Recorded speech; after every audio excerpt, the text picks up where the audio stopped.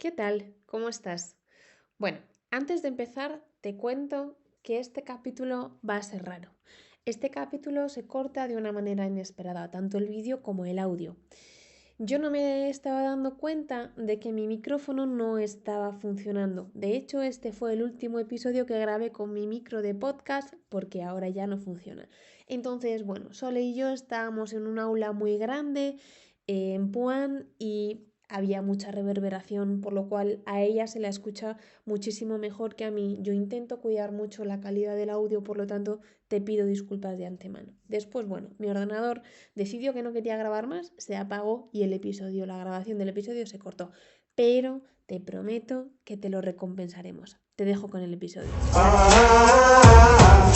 La Sala de Psico presenta ¿Dónde está mi cuerpo? Un podcast de infancia y psicomotricidad con Nuria Pérez.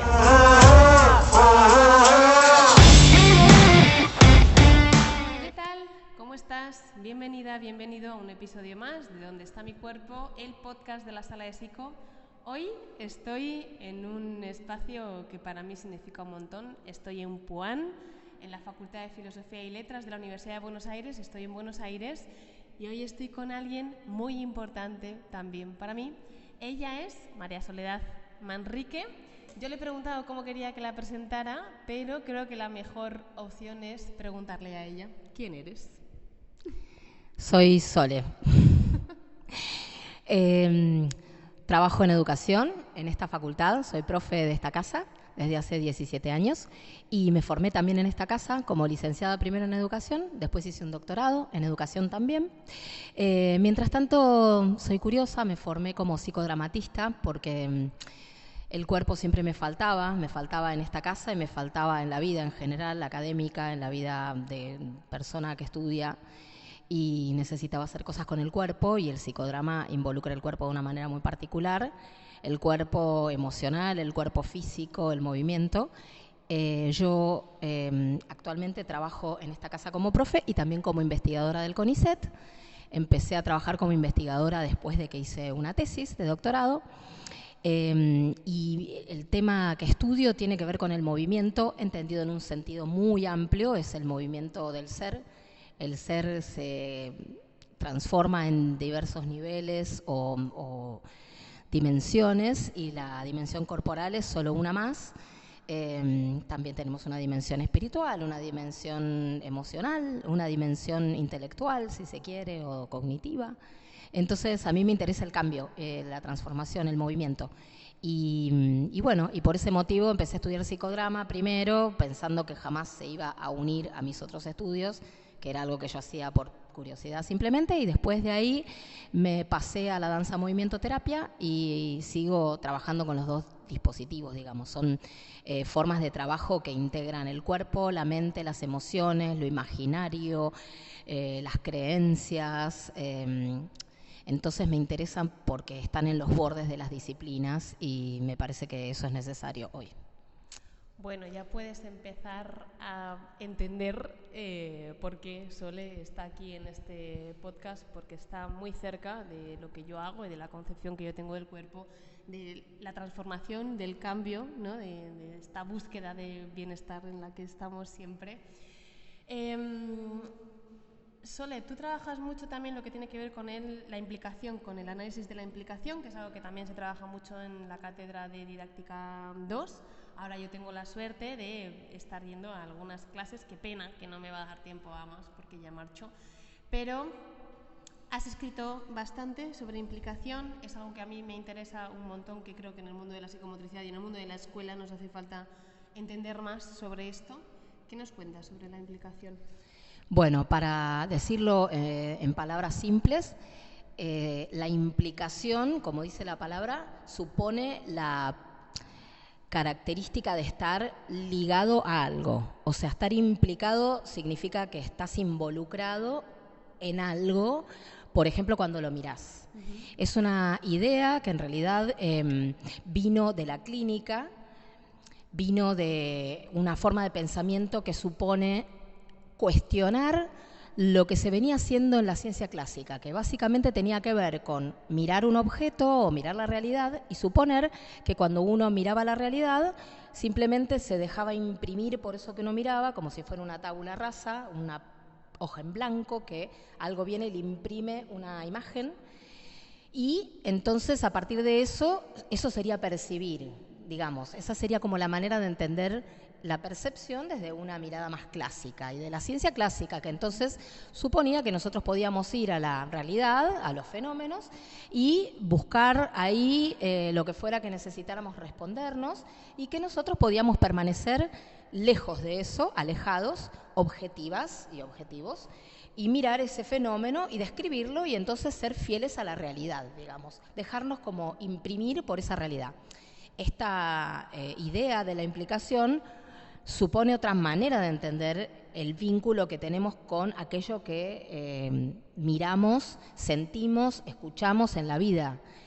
Supone que uno no puede ir a la realidad y solamente dejarse afectar por eso de manera objetiva o como si fuera una hoja en blanco, sino que uno va a mirar ya con ideas previas, uno va a encontrarse con la realidad desde esquemas, desde formas que ya aprendió uno mismo, desde un sistema perceptual que está educado de determinada manera para ver determinadas cosas y no otras.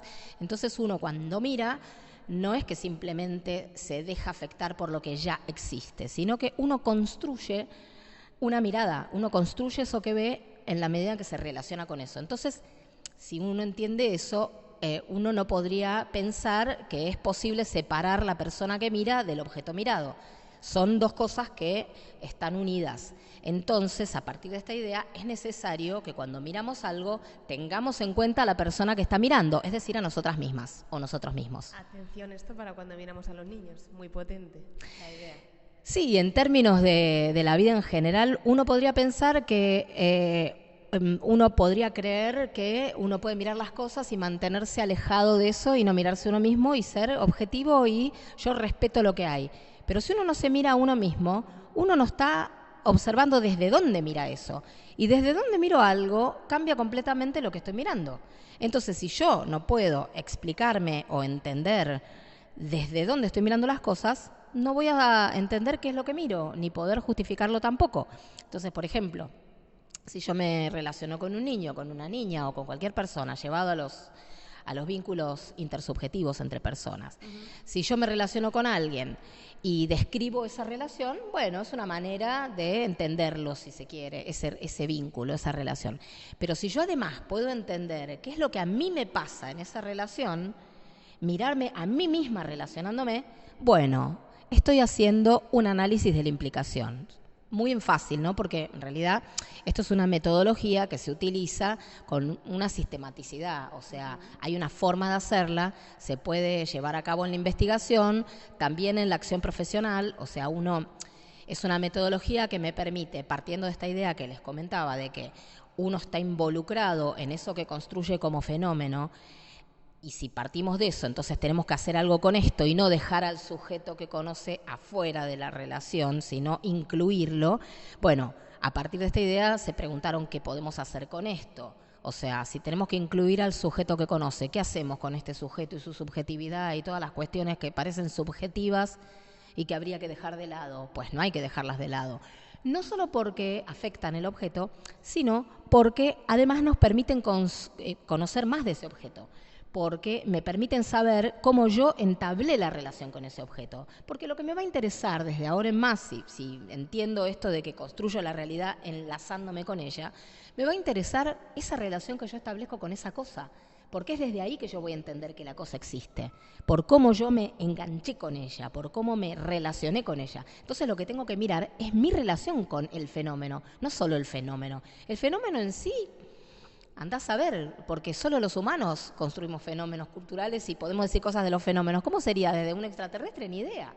¿O desde un aparato que no tuviera nada de humano? No sé. Entonces la idea es poder dar cuenta de esa relación. Entonces hay un modo sistemático de hacerlo que se puede aprender, pero también hay un modo un poco para, digamos, para la gente común. ¿Cómo sería esto? A ver, como para llevarlo a la vida cotidiana, que quizás es algo que puede interesar. Sí.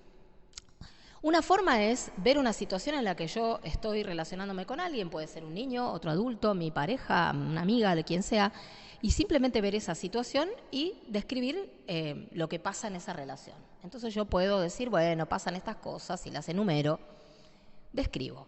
Otra forma sería describir eso y además decir, ¿y a mí qué me pasa con esto? O sea, ¿qué es lo que a mí me genera este vínculo? Y entonces uno puede empezar a dar respuesta a esto. Para eso uno tiene que detenerse y tratar de observar qué siente, qué ideas le aparecen a uno, qué se representa a uno cuando se relaciona con esas personas, qué cosas se encuentra como problemáticas, qué cosas le gustan a uno. O sea, empezar a hacerte preguntas para observarte más, para comprenderte más en ese vínculo. Esto es como esto de la responsabilidad afectiva, que ahora sale un montón, ¿no? Es hacerte preguntas sobre ti y hacerte responsable de lo que te pasa a ti en relación. Puede ser, ese no sería el modo en que tal vez lo vieron en esta teoría, pero sería una manera de enfocar esto que estoy diciendo.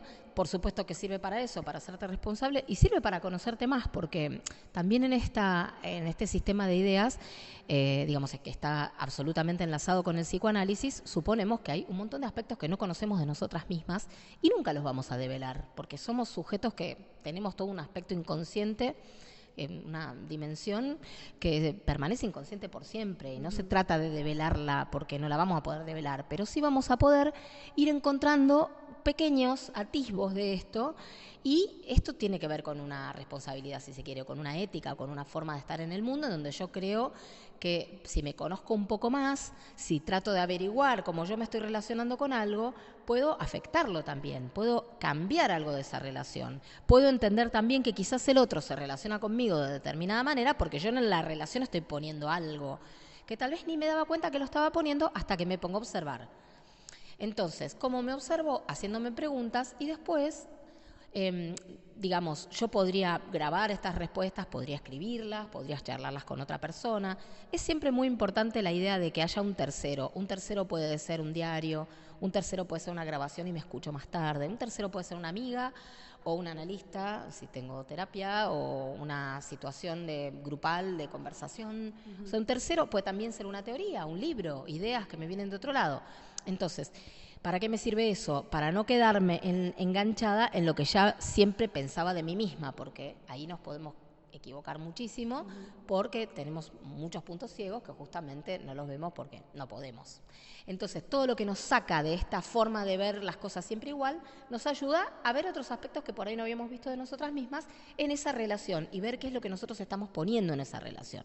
Entonces, ahí nos damos cuenta que hay una parte nuestra que está construyendo esa relación de una manera y que tiene mucho que ver con la forma que tiene esa relación, por ejemplo. Esto con cualquier fenómeno, no solo con las relaciones humanas, con cualquier cosa que esté construyendo, incluso un fenómeno físico, un atardecer, un arcoíris, lo que fuere. O sea, eso que impacta a mí, lo que yo miro de ese fenómeno, cómo lo nombro, cómo lo llamo, cómo me lo guardo en la memoria, todo tiene que ver conmigo. Y yo me puedo preguntar, ¿qué tiene que ver conmigo esta manera que yo tengo de nombrar este vínculo, este arcoíris, lo que sea que esté mirando, ¿no?